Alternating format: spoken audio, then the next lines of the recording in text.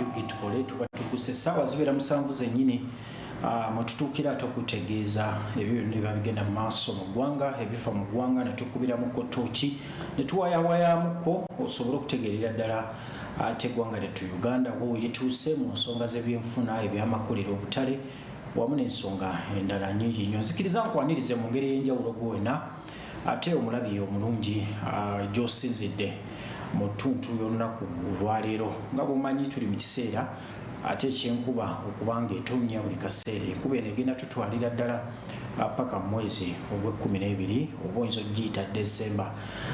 Emboozi eri mu kibuga kati wenjogerera ya nseenene buli omu yeebuuza enseenene zaabuliddewa tuweereza obubaka gwe wenna tulaba okuyita ku mikutu gyaffe gye mugatta abantu ku Facebook teekamu Smart 24 TV kwetuli atuweereza obubaka otubuulire oba gwe mu kitundu kyo enseenene gye ziri gwe wenna okusinza district mw'osinzidde ab'e Masaka eyo twawuliddeko nti enseenene bwe zijja musooka zitwala eri ne mulyoka muzireeta e Kampala. Simanyi oba kituufu naye naawe tuweereza obubaka otubuulire. Tuyinza okuba tuli wano mu Kampala tunoonya nseenene naye nga ewammwe gye ziri tulina bannaffe abali bategeseewo akasente okulaba nga bazisuubula basobole okwenogera ku nsimbi ate zitagambika. Jjukira buli kikopo kya nseenene naddala nga zaakajja buli omu aba aziyaayaanira era nga kiba kya buseeremuko. Ekikopo ky'enseenene oyinza okifuna ku 50 n'okudda waggulu olumu n'omutwalo naddala nga kinene bulungi nnyo. Bannaffe bangi nnyo abaali batereka ensimbi abaali beewola obusimbi okulaba nga bateeka ssente mu season ey'enseenene eno ate nabo babe nga beenogera ku nsimbi naye batabuseeko okulaba nga ate enseenene zino tezirabikako yadde y'embeera y'obudde. Abakugu abasinga bavaayo ne bategeeza nti osanga embeera y'obudde oba enkyukakyuka y'obudde omuzungu kyayita climate change ate yekosezza season eno ey'enseenene. Abalala ne bagaa nti mulinde ennaku z'omwezi 15 bwe zituuka enseenene zijja kujja kwegga buli omu ayogera kike olw'ensonga nti obuvvo bw'enseenene zino abasinga babutankana tebamanyi bulungi zivaawa. Singa tubadde tumanyi gye ziva osanga twandigenzeeyo ne tumanya nti awo ne yavunaanyizibwako ne buli omu alinda bulinzi Katonda ky'analeeta. Programu y'Tukole bwetyo bwe tusimbudde olunaku olwaleero Lwakutaano wiiki nayo tugikubye olukumutwe wiiki eweddeko naye ebintu bingi nnyo bigenze maaso mu ggwanga era kye kituleeta wano buli ssaawa 7 wano ku Smart 24 TV okukubiramu kotoki wamu n'okutegeeza ebyo byonna ebiba bifa mu ggwanga. Buli kutemya kwa liiso ebintu bijja bikyuka mu by'ensimbi nga bwe ntera bagamba nti oba tonava na mu bulangiti ya buliribo eri nga dola yatandise dde okukyuka. Ensimbi oyinza oziyita ku stock market nazo zatandise dde okukyuka. Emiwendo egy'obusuubuzi giba gyatandise dda naddala eri abaami n'abakyala abakeera mu butale okwetooloola eggwanga. Karoti luli ze wali ogula nusu 10 ogenda okugendayo kati emiwendo nga gyakyuse mu kiro nga bagaa nti twayongeddemu 2 oba twayongeddemu 5. Y'embeera y'ensi gye tutambuliramu naye ffe twasala wano ku Smart 24 TV ate okuteeka essira mu byenfuna amakolero buli kintu ekirimu ensimbi ate awo afuwe twatusalawo okuteeka eriiso era bangi Smart 24 TV bagikazaako TV y'omusuubuzi. Kituufu TV ya musuubuzi TV yoyo yenena addukanya ensimbi. Programu eno tukubiriza abantu okubaako ne kibakola okubaako ne kibayiiya okubaako ne kibatandika okusobola okulwana okwejja mu bwavu. Nga bw'omanyi embeera ya Uganda bwetuuse weetaaga okubaako ng'olina kyoyiiya. Weewaawo tulina bannaffe abanyooma emirimu naga nti gwe sikukola osanga alina ensonga ze naye ate si kabonero kalungi ak'okunyooma emirimu. Mu ngeri eyo tusiima buli muntu eyakedde n'ava ewaka n'ayingira ekibuga okulaba nga ateteekanyiza abaana era nga bulijjo waliwo abakyala bakeera awo ku Namirembe Road bawaata amayuuni bateekawo swiiti bateekawo obutambaala zigenda okuwera ssaawa 11 mwenna abayingira ekibuga ssaawa 10 abasuubuzi musobola okunjulira nga bakedde dda bali ku kkubo okwo era ng'abantu abasinga abakozesa taxi oba abakozesa entambula ey'olukale bamanyi okubayitamu awo ne bagenda nga babawagira. Nina omukyala gwe mmanyi ateeka swiiti awo nga ku kkubo eriyingira ekikuubo bw'oba ogenda eri Namirembe ayalirira swiiti awo nga mungi abantu buli ku makya ogenda osanga munnanga ate nga bagula ne bano bagenda bw'onyumyako nabo bagenda okutegeeza nti ssaawa obudde bugenda okusaasaana okuwera ssaawa 2 ez'okumakya nga amaze okwekolera ensimbi. Twagala okubasiima bano nno bazadde baleka abaana mu buliri n'akeera agenda anoonye school fees. Abasinga basingle mothers ababalekera abaana abaami n'asalawo agenda atetenkanye n'agula amayuni ge n'ateekamu emitwalo gye ng'ebiri n'agafumba n'afuna amanda ku makya n'ateeka mu ssefuliya n'agenda butereevu ku takisi n'aziteekamu n'emuvuga paka mu kibuga n'atunda n'afunako amagoba ga 15 oba mutwalo n'alinnya takisi ya 10 oba ya 2 bw'atyo n'adda ewaka. Twagala okubasiima n'okubazzaamu amaanyi nti kyokola kirungi. Genda mu maaso capital gy'ajja okukusangira. Yatandika n'emitwalo 2 oba 5 ojja kumaliriza oyingidde emitwalo 2. Twagala okusiima mu ngeri y'enjawulo abayiribi mu kibuga be bayita abayiribi nga guyingira mu taasa naye nga screen guard ne cover z'amasimu omanyi buli dduuka we zisangibwa, buli kikago okimanyi. Anoonya screen guard ya Samsung, anoonya screen guard ya Tecno, ngamba gwe jangu ngoberere n'omuwa akatebe n'omuga asooka otuulaawo nkomewo n'oli awo ekkoona bw'otyo n'okoma ne screen guard 4 n'omuga nti eno ya bbeeyi bw'eti eno ebbeeyi bw'eti n'eno ya bbeeyi bw'eti naye ng'ate ekikwewuunyisa zonna ebbeeyi y'emu.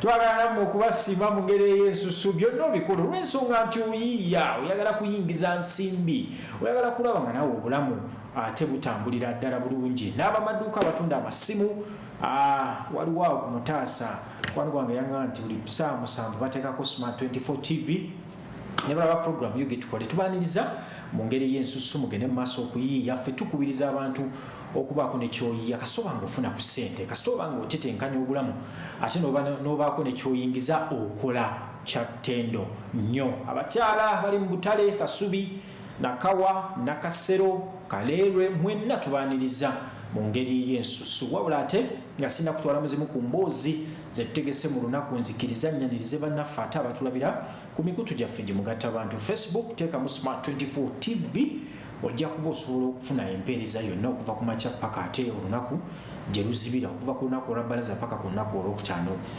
X gye tuli teekamu Smart 24 TV ate YouTube channel yaffe nayo weeri tuwe subscription obenga ofuna ka notification kali buli program ezijja nga ziri live obenga osobola okuziraba bulungi. Wabula ate tuweereze ne ku bupaka batuwulire wajja osinzidde okuba nte nga otulaba biki ebisinga okunyumira, biki ebigenda maaso mu kitundu kyo. Tuweereze obubaka tugambe nsifa abeekaliisizo ffe abeeruweero munange munika gyava embeera bweti bweyimiridde waliyo kyeya kiki ekisinga okubeera ekyettunzi katale amatooke gye gali mmwanyi gye ziri kiki ekitambula mu kitundu kyo. Tuweereze obubaka obwo tusobole okumanyira ddala biki ebiba bigenda mu ggwanga ate gye tutatuuse gwoba osobola okutuukayo. Smart digital app nayo togyerabira dduka misinde ogenda ate ku Play Store obenga ate ogijjayo ku kibanja ekyo. Embizi ntono teziggwa nawo teziwera 2 embizi nga 5 ku 10 ogijjayo obenga osobola okulaba Smart 24 TV butereevu ne program zonna zetuba tulina nanti ensi etambulira ku mulembe. Brian Alvinzi Mugerwa gemanya okutwala maaso olunaku olwaleero olwokutaano nga tumaliriza wiiki ebintu bingi nnyo. Wiiki eno mbadde mu National Science Week oba wiiki ey'okutunuulira ebya science wamu ne tekinologiya Weerugogo. Jjukira omwaka oguwedde nayo yaliyo eneebeerawo buli mwaka ate ng'enteekateeka eno etunuuliddwa nnyo okutunuulira wa ng'eggwanga lyattu Uganda bwe tutuuse mu nsonga za science wamu ne tekinologiya. Gavumenti evuddeyo mu buufu bwe bumu okulaba nga ate ekubiriza Abannayuganda okukozesa science ne tekinologiya mu buli kimu kye tukola. Nga bw'omanyi nti enkyukakyuka y'ensi science agenda akyusa ebintu bingi nnyo, ebintu ebyali tebikolebwa emyaka 5 emabega kati byatandika okukolebwa. Tulabye ku bannaffe abakola amasannyalaze okuva mu bintu ate ebyenjawulo ennyo ebiyinza okwewuunyisa. Tulabyeko bannaffe abagezezzaako okukola n'ennyonyi mu Uganda n'agikola neebuuka neegwa neebuuka neegwa naye era n'addamu n'agiyiiya n'agitetenkanya ng'ebbaati lirabika bwerito bwerito temuli ndabirwamu naye era ng'ayiiya akulaga nti bwe nfuna obuyambi ate nsobola okukolera ddala ennyonyi ey'amaanyi. Kera Motors gye buvuddeko yatandika okufulumya emmotoka wano mu Uganda, ekintu Abannayuganda kye baasanyukira ennyo. Mwalabako ku bbaasi ezo abasinga muzikosezzaako ku Northern Bypass okwo emmotoka zikolebwa wano mu Uganda ate awo we tutuuse. Bw'ogendako ekkololo nabaddeyo ko ennaku ziizo ntono nnyo naye ng'oyingiraawo emmotoka ey'amasannyalaze oba baasi y'amasannyalaze ekujja ku geeti n'egenda ng'ekuvuga, eno tekozesa mafuta, ekozesa masannyalaze. Ensi awo weraga. Ebintu bino twabirabanga nnyo mu firimu naye wenjogerera kati bitandise okubanga birabika bulungi nnyo. So ekkolola awo ate aboolesa bangi nnyo abaliwo, buli omu akulaga nti nayiiza kano apu ez'enjawulo z'otalowooza nkomwe. Muli ne apu ejja omuntu ku mwenge, mulimu n'akadagala akajja omuntu ku mwenge gwe yagamba nti awala gye yanfuukira ekizibu, buli nsimbi zenfuna bwe nfuna omusaala mu nnaku 3 omusaala gusaanawo nga baaluuni, olw'ensonga nti ngenda mu kabaala n'engulira buli omu. Naawe ate ekizibu kyo kyatunuuliddwamu eddagala gye liri. Kwegamba ebintu bingi nnyo ebize bikyuka naddala mu ngeri ya sayansi ate ne avunaanyizibwa ku nsonga zino eza sayansi ne tekinologiya, Dr. Monica Musenero ategeeza n'omukulembeze nga bwe beetaaga ate ensimbi eziwerera ddala kumpi obuwumbi nga 50 okulaba nga bongeramu okuyiiya n'okutetenkanya ngeri ki ate Uganda naffe gye tugenda ku maapu buli omu naaba nga atwogerako bulungi nnyo ng'ensi etandise okuyiiya. Omukulembeze n'amuddamu n'amuga nti n'ensimbi ze musabye entono nnyo, tukyasobola obbawo ensimbi ezisukkawo awo era muwandike proposal mugireete tugitunulemu, ensimbi zijja bawebwa. Kino nno ne kireeta essanyu eri Ministry ya Science ne Technology okulaba nga bonna abagenda okwolesa waliwo omusana ogunaatera okuvaayo z'ensimbi ezo zenjogerako eziyinza obbawebwa gavumenti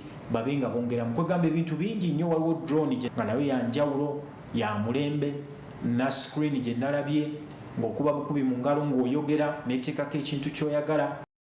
Nanoonyeza ku ssimu ezo zentera okulaba mu sineema nga manyi zaatuuka naddala eza glaasi, ogikwata nga yonna ya glaasi n'oba ng'oseereza. essimu zino zitera okukwata onoonye screen guard, onoonye cover, ate eryanda lyaseseetuse nteekemu ate akapapula, ate charging system yafa zingirira ekyajinga olunaku lwonna egenda okumaliza ng'eri mu 30% ogw'omulembe. Tuyingira omulembe gw'okukozesa amasimu kati aga glass agalabika obulungi nga ne bw'ogikuba ekigo era nga butereevu. Ndowooza ffe abamu abajja okusobola oba okusooka okuzikwatako. Bwetyo bwe ntandise olunaku olwaleero naye nga National Science Week ekyagendera ddala maaso paka olunaku olw'enkya. Nzikiriza twabaddeyoko ne tufuna ku maloboozi ga minisita avunaanyizibwa ku nsonga z'embalirira mu ggwanga n'ensimbi Matya Kasaija, ne tufuna omukulembeze w'eggwanga ng'akkaatiriza ensonga zino, ne tufuna minisita avunaanyizibwa ku ya sayansi ne tekinologiya nga naye ateekayo ensonga ze eri omukulembeze w'eggwanga. Tula ntende osooke olaba ate ki ekyabaddeyo.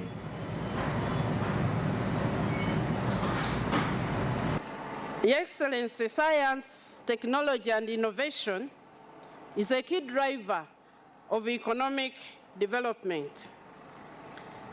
It accounts for 50%, a minimum of 50% of the national economic development. So any nation that does not figure out how to make science work for their economy struggles to sustainably grow and especially to attain a qualitative leap. Your Excellency, you have belabored this topic many, many times to leaders in Africa, to leaders in Uganda. However, to date, Africa, that golden fruit of science, has so far eluded many of these nations. Hence, when you gave us the assignment, it was a tough task to try and find what exactly we should work. Therefore, since 2021, when you directed the creation of the Secretariat of Science, Technology and Innovation at the Office of the President, and you gave us your vision to champion science-led socio-economic transformation. We took this to heart. We took it with both hands. And we have been focused so strongly. And over the past 28 months, we have focused on interpreting that vision and understanding how science can link to the economy. Specifically, you stated in the directive that we were working to attain a transformed society from a peasant to a modern and prosperous country by 2040, if not earlier. You are very emphatic on that. I would like to present to you a few challenges where we think you are part of the solution for us to move forward. Your Excellency, we appreciate all the support you have given us, but we need to continue to seek your guidance on funding for STI. The funding is still limited. It comes erratically.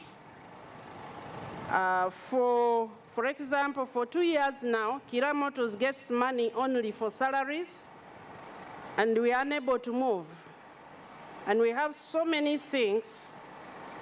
We found a discussion, a resolution one time by cabinet that we should allocate at least 500 billion to STI annually for a certain period that will be able to nurture a number of innovations that will give the economy a takeoff. Would like to present that to you. The second challenge we find is an uncoordinated policy ecosystem. Just when we have worked on something, another ministry or another MDA will come up with something which is counter, and it disrupts innovators whom we had built, and they were at a point of going to the market. An example is sometimes tax regimes. They are discussed, and many times STI is not recognized to be around the table. So a policy change comes about tax, and it sets us back, and we can't go to the market because we hadn't planned for that, and there are a number of other issues. The third challenge is that many of our MDAs, especially regulatory agencies, they are not familiar with innovation and the details that go with it. So we find that sometimes they are more structured to support what is known than what is innovation. We have started to engage them, but a collective discussion would be very, very useful under your leadership.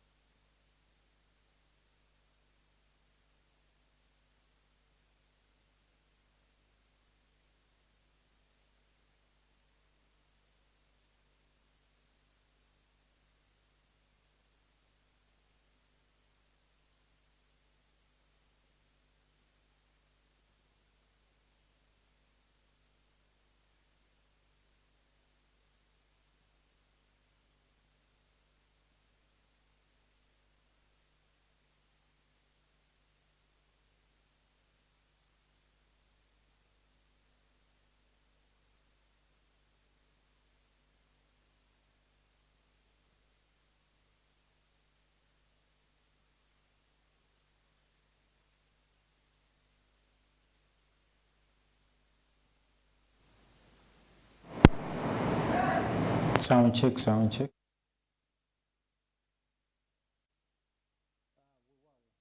Atusomeko katono nyawo mbadde nkyakunyonyola nti ensonga naddala minisita zeyasinze okuteekako essira mu lulimi olwo angezaako kumenyeramenyeramu kwe kubanga minisitule ya sayansi ne tekinologiya ekyetaaga ensimbi empitirivu nnyo okubayambako naddala eri bonna abayiiya wamu ate n'okutandikawo ebintu ne babyesanga ng'abalala batandise okubitandikawo olwo nno ne kampuni eya Motors okuba kati nga bafuna misaala wabula ate ensimbi ezirina obbaweebwa okukola ebintu bingi nnyo tezinnaba kubaweebwa. Naye ate mu kwanukula ensonga eno, minisita avunaanyizibwa ku nsonga ez'ebyensimbi n'embalirira y'eggwanga Matiya Kasaija yavuddeyo n'ategeeza nga minisitule ye ey'ebyensimbi lweririzinga ssente oba lweweebwa obuyinza okubanga efulumya ensimbi ziyambeko minisitule ez'enjawulo, naye ate ensimbi zino ne ziremesebwa naddala owali mu lutuulo olwa paalamenti.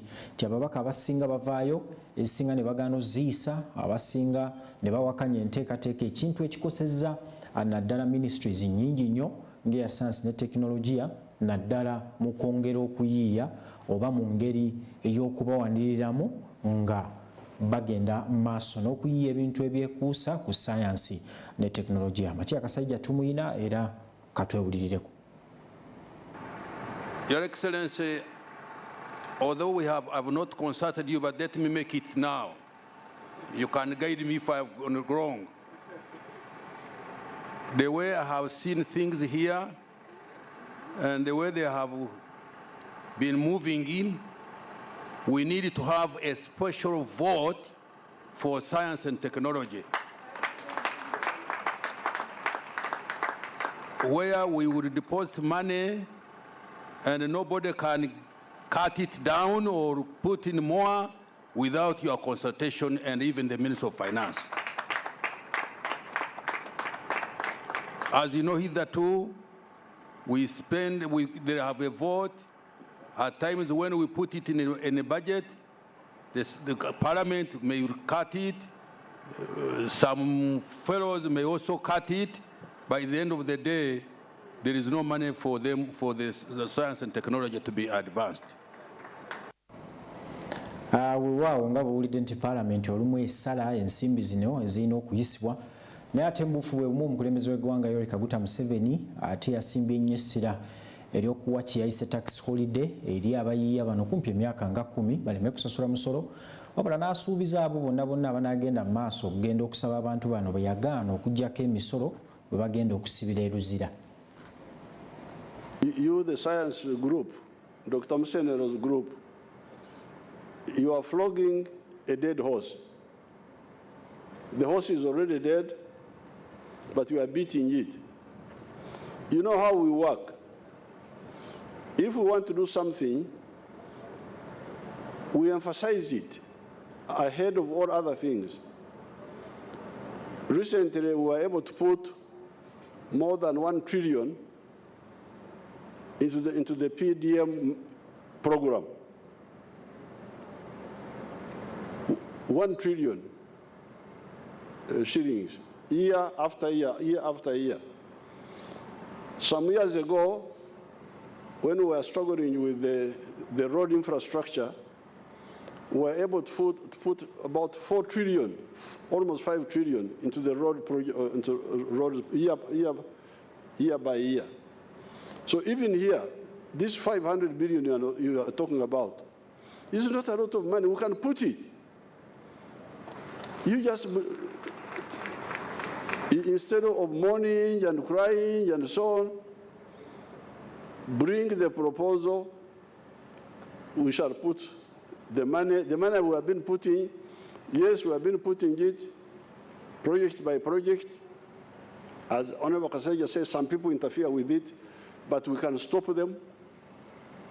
So therefore, we don't have a problem of this minimum funding you are talking about. So number one, government seed capital, which was your recommendation, can be provided through this annual allocation of this money. Now, if you can get private sector who can bring additional venture capital, that's very good. Now, taxing the innovations. Who is taxing innovations? He should go to the zero. Who is it? Why tax innovations? There's no logic, because even when a product is not a result of innovation, we give tax holiday for 10 years.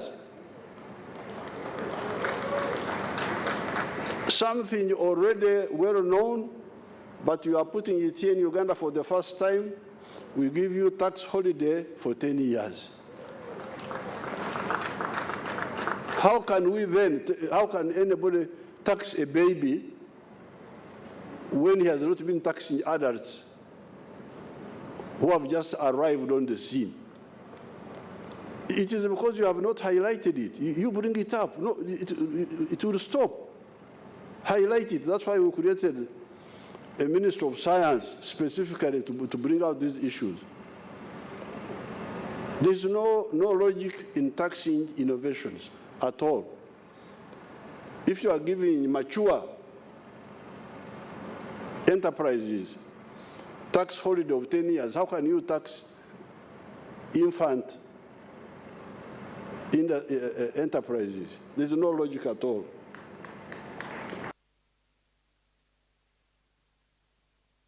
Awandoza ensonga zewuliddeko bulungi nnyo. Omukulembeze yagaanye okuddamu okuggyako emisolo eri bonna abayiiya ebintu ebyenjawulo era nga bw'owulidde ane gye buvuddeko bwe yali mu bitundu ebyo eby'ekawempettula ng'aggulawo kampuni era yagaana okuggya omusolo naddala kuba musiga nsimbi. Emboozi ne tussiza ku ddakiika 26 ezaakayita ku ssaawa 7 atukkirize tuwumulemu katono nkomewo n'ekitundu ekyokubiri nga tukyalina emboozi endala nnyingi nnyo tovaawo.